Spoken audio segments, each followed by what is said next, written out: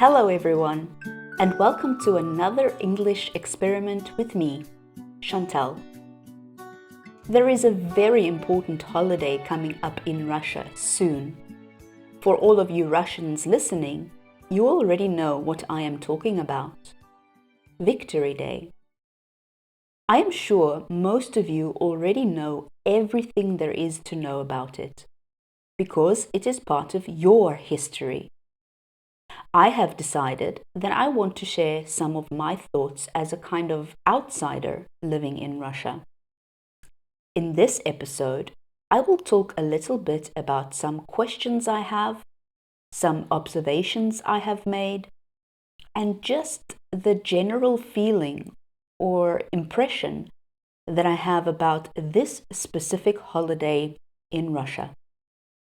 Here we go. So, I have been living in Russia for a while now, and somewhere along the way, Victory Day snuck up on me and became one of the most powerful days of the year. This episode is not a history lesson. I am definitely not a historian. I am, in fact, someone who was pretty much ignorant about history for most of my life.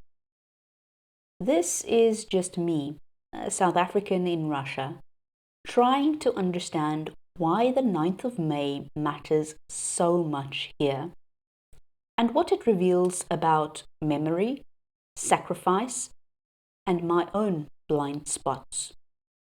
Before I go into what I have learnt, I should also add a small disclaimer about my research. I have not done any deep academic digging for this episode. What I have done is what most of us probably do these days. I have asked AI a lot of questions, read through the summaries, followed a few links, and done some light cross-checking when I could. That means I might get some details wrong, and I am very open to being corrected. I always tell people not to outsource their thinking, to do their own digging, and honestly, for this project, I have not lived up to my own ideal as much as I would like, simply because time is limited. So, please do not take my word as the final word. Let it just be a starting point for your own exploration. The first thing that really shook me was a comment someone made early on when I first learned about Victory Day. They said that almost every Russian family has someone who fought in the war, and maybe even someone who died in it. I cannot really remember the exact wording, but the idea stuck. Every family. That is a scale I just could not wrap my head around. I still cannot. I grew up in South Africa where war, especially a European war, felt very far away from my life. Suddenly, I was in a place where, for many people, the war is not history in a book. It is about dad. It is about granddad, great-grandma, great-granddad. It is a photo on the wall. At some point, I caught myself thinking, why do I know so little about World War II? Was it the South African education system? Or was I just not paying any attention? The honest answer is probably a bit of both. When I think back to my school history lessons, I remember some things rather vaguely. You see, I was not a very good history student. I do remember names of people and events, like Jan van Riebeeck, the Great Trek, or Die Groot Trek, as it is in Afrikaans, Andries Pretorius, Piet Retief, the discovery and colonization of South Africa. I remember something about Dingane. In my head, it was always Dingaan Tubela and the cattle head formation in battle, which I now know is actually the horns of the buffalo tactic. I remember the Battle of Blood River, or Die Slag van Bloedrivier, and vague references to battles between Afrikaners and the tribes, without really understanding who those tribes were or what their stories really looked like. What I do not remember is any meaningful engagement with the world wars. If we did cover them at all, it was probably very fast and so dry that nothing stuck. I truly have no emotional memory of them from school. Later on, when I looked at what was actually taught in the curriculum back then, it made sense to me. Our history classes were indeed very much focused on South African settler narratives, the Great Trek, apartheid, resistance, all of that. And the world wars tended to be squeezed into a rushed little chapter somewhere in junior high, if you even got to it at all. So yes, I am embarrassed to admit that I was basically blind to this huge piece of history for a long time. I really wish I had paid more attention when I was younger, since the patterns we see today are not new. They have been here before. I suppose the turning point for me was Victory Day itself. Being here in Russia, you cannot ignore it. I have been to the big parade twice and have watched it online once. From the outside, especially if you are looking at it with a Western lens, it can look like pure propaganda. Tanks, missiles, troops, speeches. I still do not fully understand the display of weapons. The idea of honoring soldiers makes sense to me. The idea of putting military hardware on show every year, though, is something I am still trying to get my head around. Then there are other parts of Victory Day that go straight to the heart. One of them is the Immortal Regiment. In Russian, Besmертный полк. At the school where I work, this is an annual tradition. The children line up with portraits of their relatives, usually great-grandparents, who fought or died in the war. They walk, mostly in silence, holding these faces up for everyone to see. It is like a moving family tree, a living archive. Every time I watch it, I feel emotional, and at the same time, I feel like an outsider. I am witnessing something powerful, yet I know I can never fully grasp it because I was not raised in this tradition. I did not grow up with Victory Day. I did not grow up with these stories. I see the St. George ribbons everywhere around this time. Orange and black stripes on jackets, bags, even tied to car mirrors.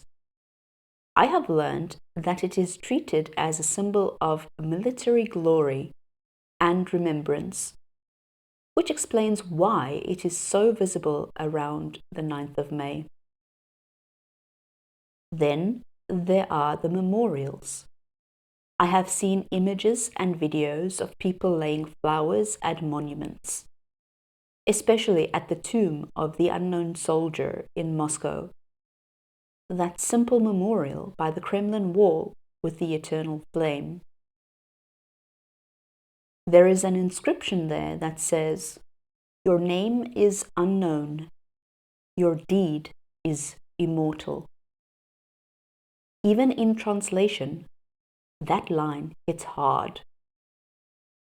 It is such a distilled picture of how seriously this country takes the memory of those who died in that war. By the way, this monument represents all unidentified soldiers who died during the war and contains the remains of one unknown soldier who fell in the defense of Moscow. Quite a powerful symbol, if you ask me. Observing all of this eventually pushed me to do some homework.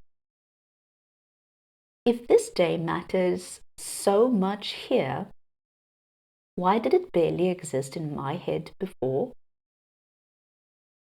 So I started reading about the Soviet role in World War II. And honestly, the numbers broke my brain. We're talking about tens of millions of people dead, not just soldiers, but civilians too. One widely cited estimate is around 26 to 27 million Soviet war dead in total, with millions more wounded. Just think about that for a moment. That is around 1 in 8 people based on the population at that time. 1 in 8. Also, thousands of towns and tens of thousands of villages destroyed. Huge industrial areas wiped out. In some regions, the destruction was really on an almost unimaginable scale. Most of the fighting against Nazi Germany on land happened on the Eastern Front. Many historians point out that the majority of German military losses were there, and some describe the Red Army as the main engine of Nazi Germany's destruction. When I read that, and then thought about that offhand comment, "Every family has someone who fought," something clicked. Suddenly, Victory Day made more sense.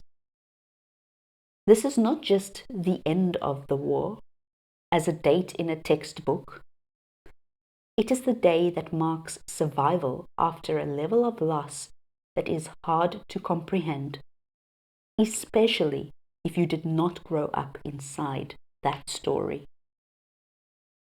At the same time, I could not help comparing this to South Africa. What role did we play? I learned that we did participate in World War II. South African volunteers fought in different theatres of the war.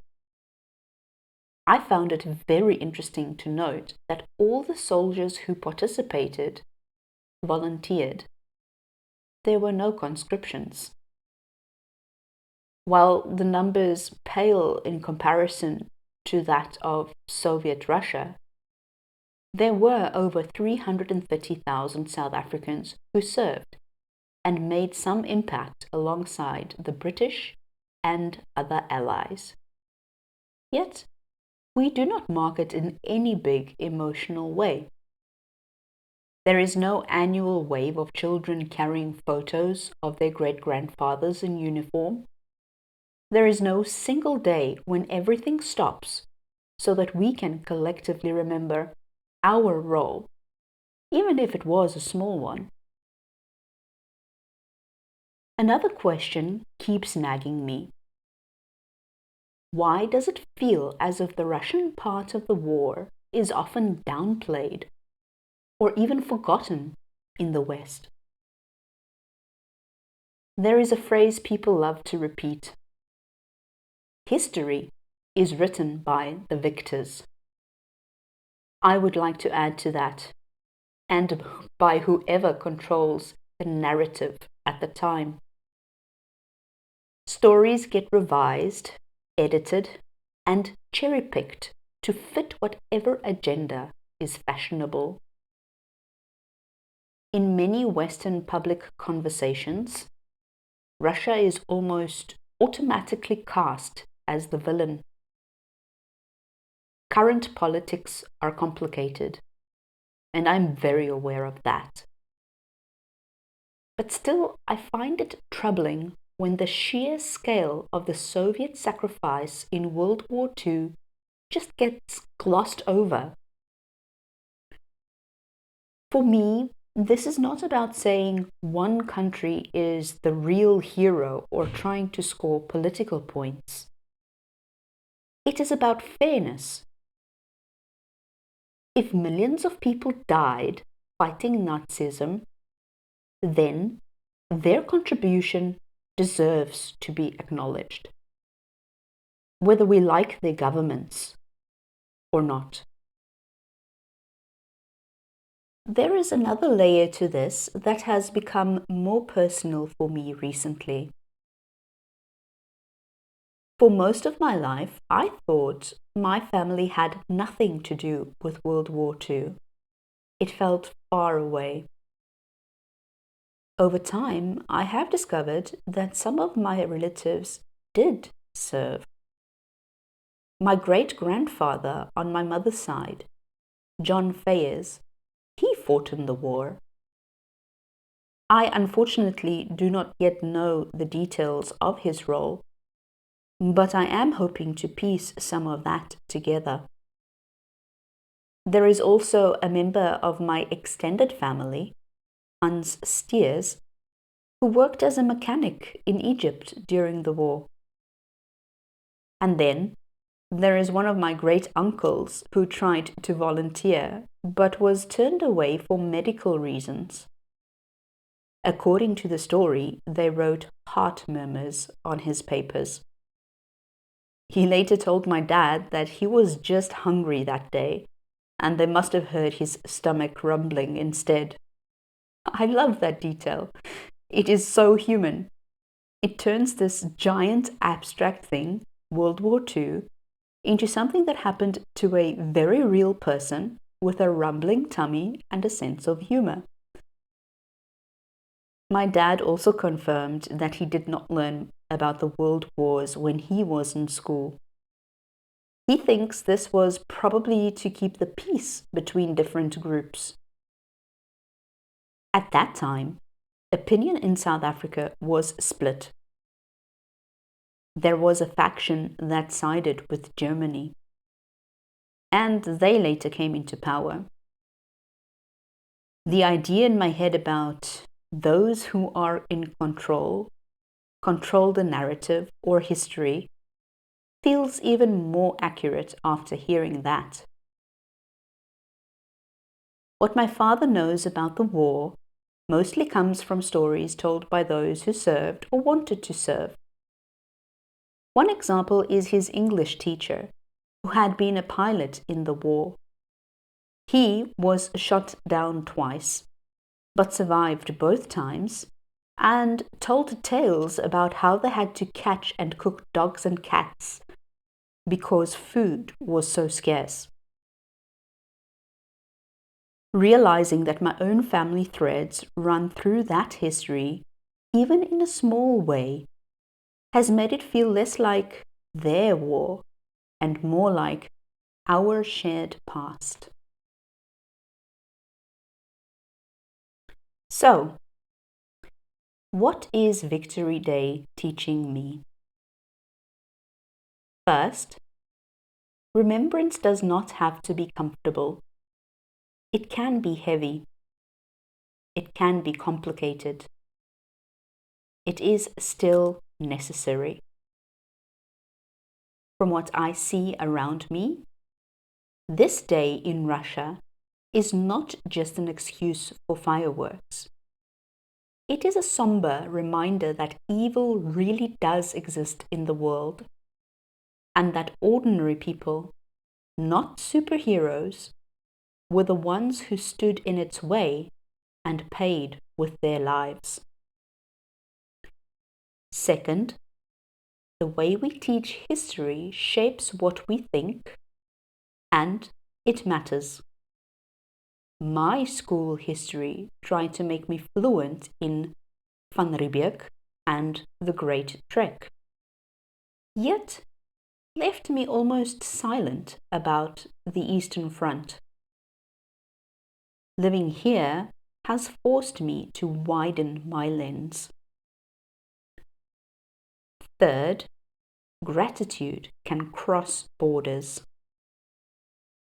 I can be South African, standing in Russia, watching these children carry black and white portraits of their ancestors, and feel real gratitude for people I will never meet, who spoke a language I am still learning, who died decades before I was born.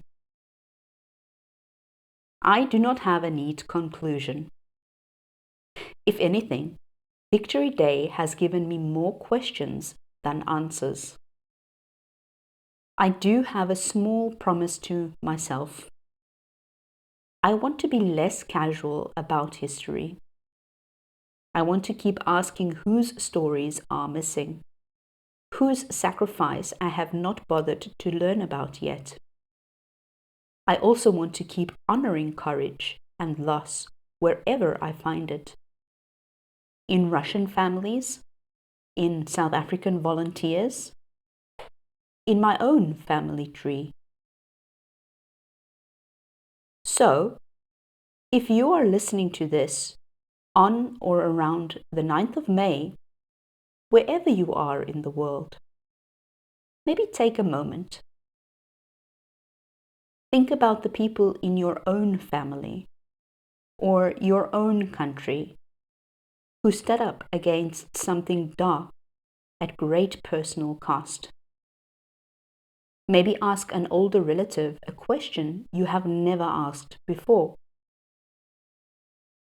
The names might be unknown to us, yet the deeds, if we choose to remember them, do not have to be forgotten. Thank you so much for spending this time with me. If you enjoyed the episode, please follow, leave a comment, or share it with someone who might like it too. And until next time, stay curious and come experiment with me.